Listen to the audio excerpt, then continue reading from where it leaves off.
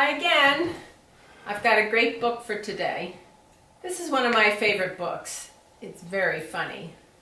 The name of the book is The Longest Hair in the World by Lois, Duncan, illustrated by John McIntosh.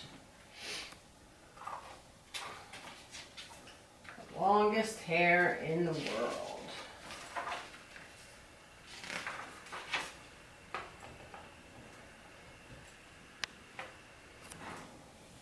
It was Emily's birthday. She stood gazing down at the sparkling candles on her cake. "I wish I had very long hair," said Emily. "I wish I had the longest hair in the world." Then she blew out the candles, every last one. "What a silly wish," said her mother. "Short hair is so easy. Why would you want very long hair?"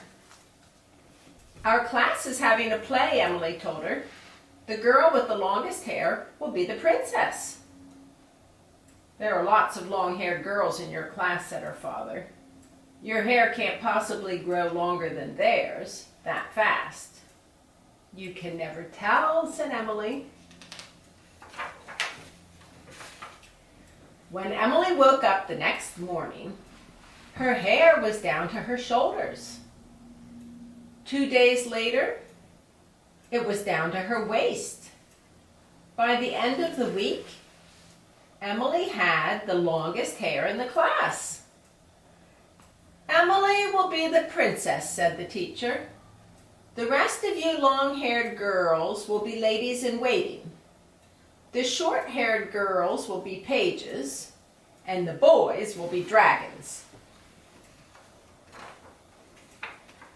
The boys cheered. The short-haired girls looked disappointed. The long-haired girls were so mad they burst into tears. "Emily is cheating," they screamed. "She's wearing a wig." One yanked Emily's hair to see if it would come off. That girl had to spend the rest of the day in timeout. Emily's hair kept growing. By the night of the play, it was so long that the pages carried it in onto the stage like a train. The audience applauded. "What incredible hair!" they shouted. "It's going to be a bother to take care of," said Emily's mother. Emily's hair was so long that she couldn't get it into the car. Her parents drove home alone, and Emily took the bus. Her hair took up so many seats that the driver charged her extra.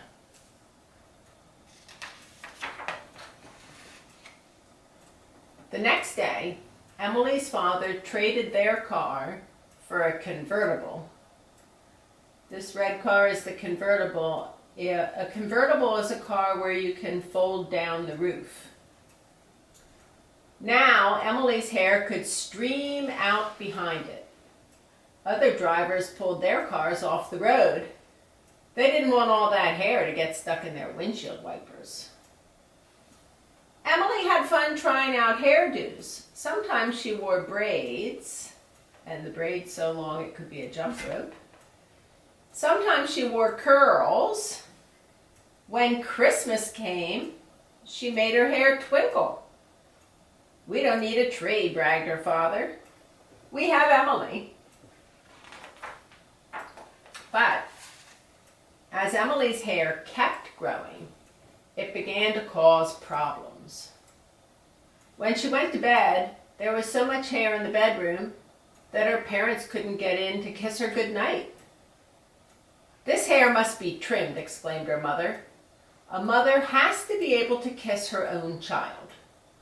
She got out her sewing scissors and cut Emily's hair. By morning, it had grown back even longer. Emily's father rearranged the furniture so that her hair could hang out the window. That worked well in the winter, but in the spring, Birds discovered the hair and built nests in it. It was summer before the baby birds fluttered from their nests, and by then, Emily's hair was pretty awful. "I told you long hair would be a bother to take care of," said her mother. Emily had too much hair to fit in the wash basin or a bathtub. Her hair would not even fit in a neighbor's swimming pool. "I have an idea," said her father. He drove the convertible through a car wash. Suds flew in all directions. Huge brushes whirled and spun through the tangle. Water poured into the car and gushed over the sides. Emily sputtered and spat. "I'm drowning," she shouted. "You made the wish," snapped her father, "so stop complaining."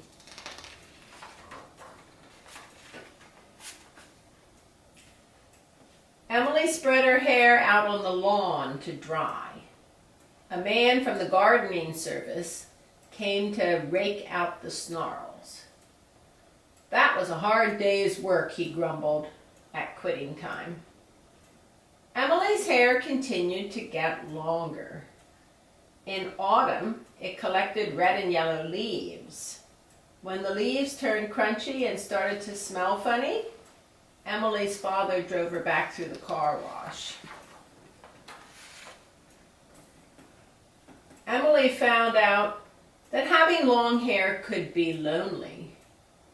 She wasn't invited to her friends' houses. Their mothers were afraid she would shed on the carpet. At school, she had to do her lessons in the cafeteria. Her hair wouldn't fit in the classroom. Nobody wanted to play with Emily at recess.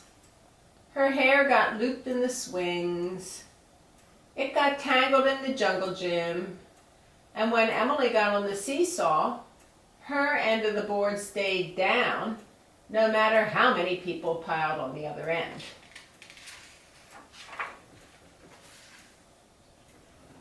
The class put on a new play, but Emily wasn't in it. "This is a play about dinosaurs," said her teacher. "In dinosaur days, there weren't any princesses. The boys and the short-haired girls got to be dinosaurs. The long-haired girls stood behind them and sang songs about dinosaurs. The fire department said that Emily's hair was a fire hazard. She wasn't allowed on stage. Instead, she sat behind a curtain and made dinosaur noises. Nobody knew who was making them. The applause was for the dinosaurs." Then, one day, it was Emily's birthday again. Her mother lit the candles and cried, "Enough is enough!" She set the birthday cake in front of Emily. "Like it or not, I insist that you wish your hair short again." Emily sighed. She knew her mother was right. Her hair could not keep getting longer and longer. After a while, there wouldn't be room for it on the planet. "I wish my hair was back like it used to be," she said. "Instead of long hair." The cast for the school play was soon to be decided. The play was about a porcupine named Spiky. Only one lucky child could be the star.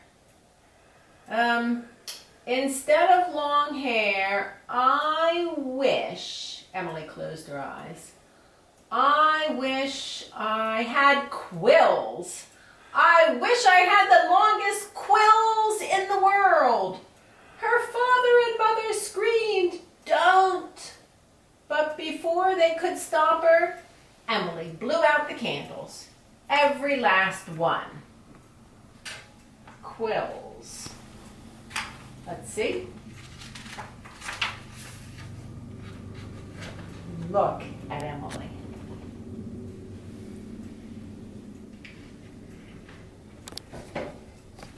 longest hair in the world.